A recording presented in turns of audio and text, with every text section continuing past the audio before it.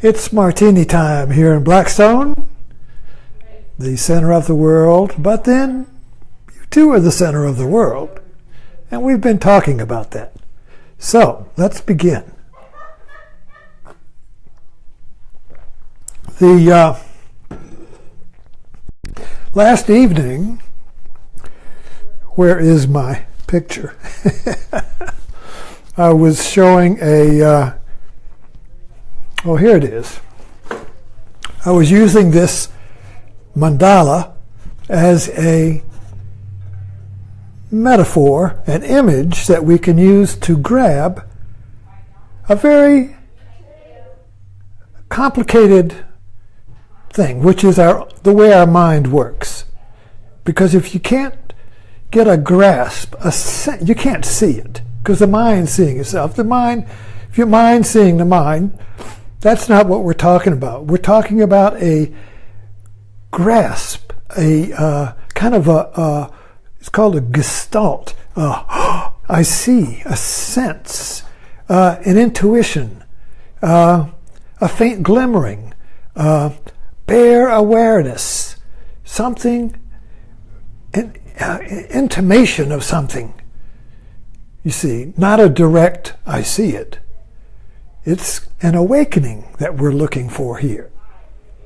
And so yesterday I was talking about the vertigo, and I had a tremendous experience of vertigo yesterday, in which when I got up, I was sleeping on the futon, and I got up off the floor, and I turned a certain way, and triggered the little crystals in the inner ear, which caused the fluid to start sloshing around like you're on a ship or on a plane, and I was seasick in my own house, lurching from wall to wall like I was on a cruise ship in a storm, you see. And then I threw up just like you were seasick. And so this lasted until about 1 or 2 o'clock.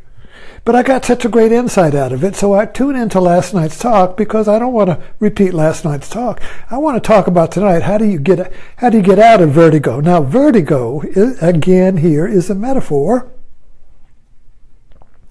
And just to revisit this mandala for a minute, what we're talking about here is my sense of I, my sense of self, is on the periphery of a wheel. And what I cling to, my religion, my guns, my Bible, my beliefs, my cause, my purpose, my job, my status, my money, whatever I cling to is here. So if I have nothing to cling to, it's kind of like this is a wheel and the hub becomes empty. The axle becomes empty when I have no axle in it, you see? It's just an empty hole. And that's when I experience vertigo, when everything I hold on to is being taken away, they die, I'm fired, my house burns down. Whatever I have here as the axle that turns my world, that makes my wheel turn, you see, when that becomes empty, the wheel falls off. Vertigo. Whoa, I'm falling. Mad Men. The logo of Mad Men. Falling. That's why the images of the Twin Towers, people jumping off, falling. You see, that whole idea, vertigo, James Stewart in Hitchcock's Vertigo, falling, you see. Hanging on to what? Reality. And what's reality? And why can reality be pulled out from my... Well, the reality is created by my...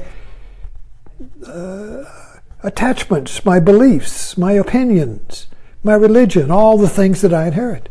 You're born into a region, and that gives you a reality to cling to identify with.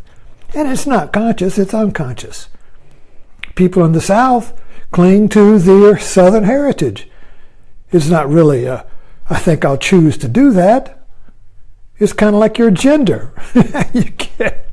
It's just, or your looks. You don't choose your looks unless you go to a plastic surgeon. But I mean, it's kind of like it's unconscious, you see. So the point we're looking at here tonight is that what is the virtue in vertigo? Now the spiritual path, and I know this because I've been on this path, this rocky road path, since the 50s. I'm 81. So I have a lot of rubber, a lot of road to look back on and look at and draw from in my experience, you see. And it's been said that yoga, now when I say yoga, I mean the transcendent path, not the hatha yoga, which is kind of like slow aerobics. No, I mean the spiritual yoga, where you get a teacher and you're going for enlightenment, or you're going for awakening, or Buddhism, where you're going for satori, you're going for enlightenment, you're going for the Buddha, you're going for the full Mani. You're not just going to settle. All right? You're going for the full Mani. When you do that, and this is a heart move, this is a turning point of your life, or when you move towards the full Mani of the spiritual path, it is said you are inducing schizophrenia. So, in Zen says, Zen is like a blind man on a crutch, and the Zen master kicks away the crutch and turns the blind man around and knocks him down. So when he gets up, he has no idea where he is, what he's doing, what he's hanging on to. Vertigo. This is induced. The Zen koans are induced vertigo. And again, I'm talking about vertigo as a sense of losing, the sense of having nothing to hang on to, the sense of movies are full of this. I was just watching a British movie last night. You know, all these times where you're hanging on and then you let go. You see. And so this is deep in our consciousness. This is a terror in our consciousness, the fear of death, which is the loss of what stabilizes you in a world of a snowstorm of data. Just imagine our brain. It receives a snowstorm of data, and the brain fixes up immediately, creates a hologram, which you and I call the world, my world. I created it with my brains creating the world I see, and I live in it.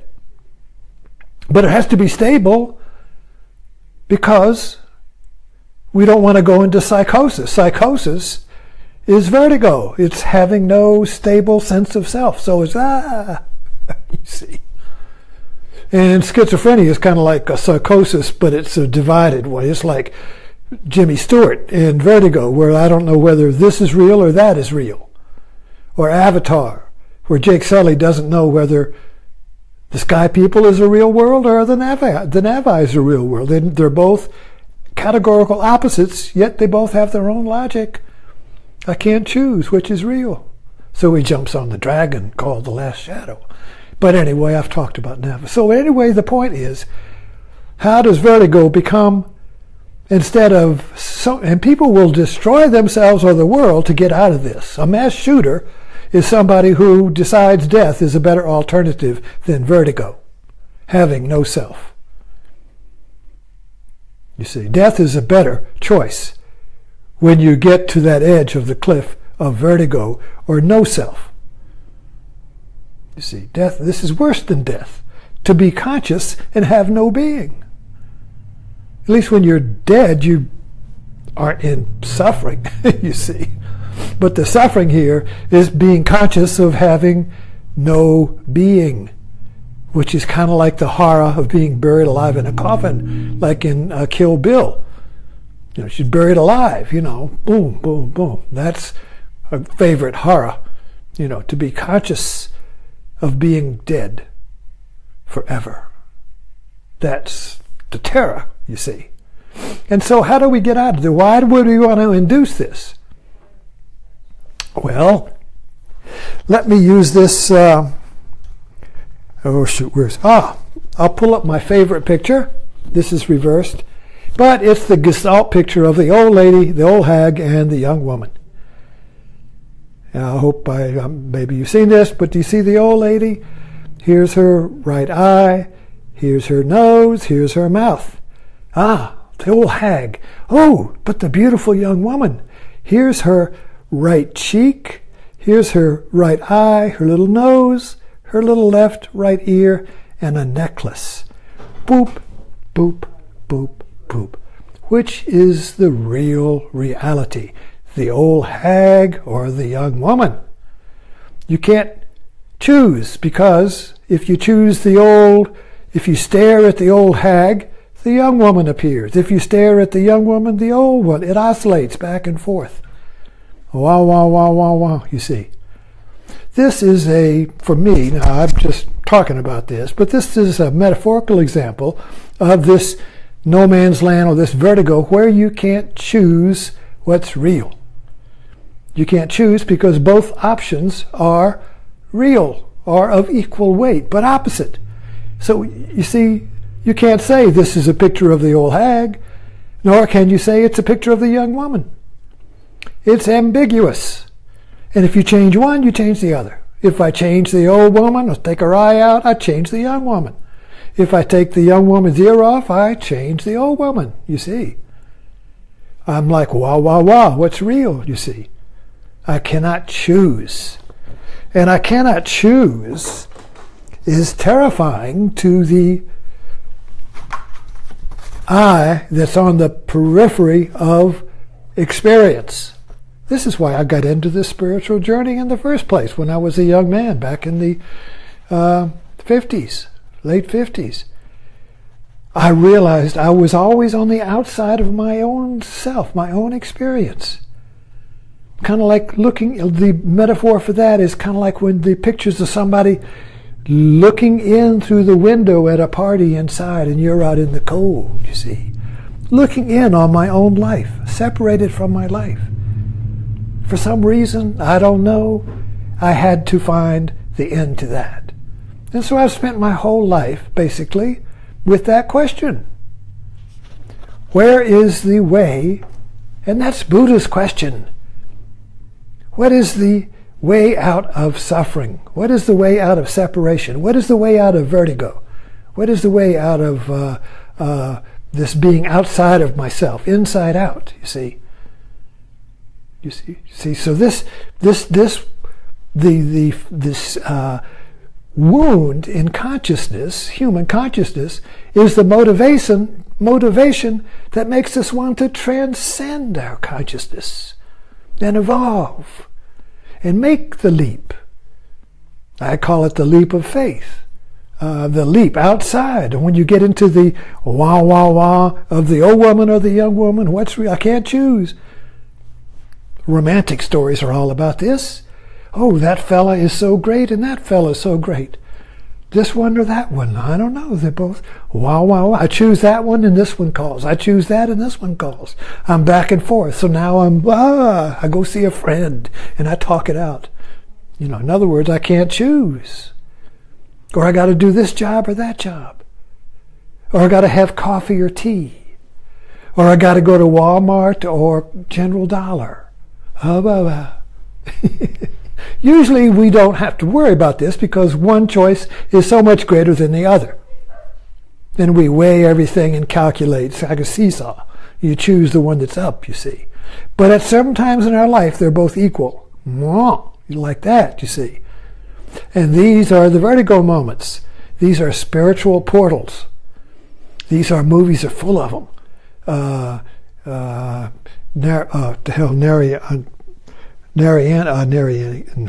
Can't think of it. The wardrobe, the secret door into the garden, the waterfall, going through the waterfall, the secret entrance. It opens. Only who's got the key to open it? You stumble into it. All the religious movies and science fiction all have this portal where the hero goes through it. Usually he stumbles into it. He falls into it. Like Avatar, Jake Sully. He just stumbled into his trip to Pandora because his brother died. I mean, so the reluctant hero. So this is all in our mythology. It's all in our story. It's all in our personal everyday life. So how did you get through this portal is what we're looking at here. Well, when you get to that, when the portal opens, there's just a stage-specific moment. It opens. It's like you're going along, and then suddenly the door opens. And you find yourself in a situation of uncertainty. You can't choose the way through. It's not certain. You can't choose because both choices are yes or no, you see. You can't get a yes and a no. You get yes, yes, or no, no. So this is called the state of not knowing. It's a mystical place of being able to sustain your not knowing and being okay with not being able to choose whether to have coffee or tea, to trivialize it. T.S. Eliot put it into his poem with J.